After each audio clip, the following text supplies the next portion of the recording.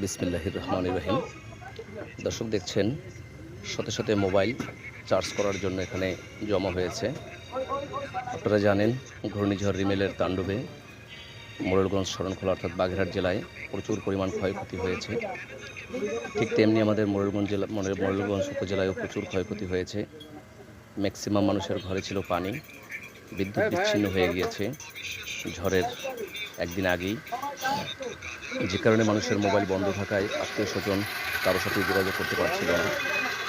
তো রবিবার রাতে বন্যা হয়।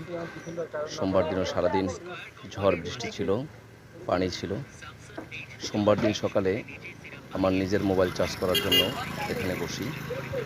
জেনারেটর চালিয়ে ময়ূরগঞ্জ কলেজ রোডে মুক্তা মাইক অর্থাৎ রতনের দোকানে এই সেবাটি চালু করা হয়। নিজের মোবাইল চার্জ দিতে গিয়ে অনেকের মোবাইল যখন আসে তখন চিন্তা করলাম যে সকলের একটু সুবিধা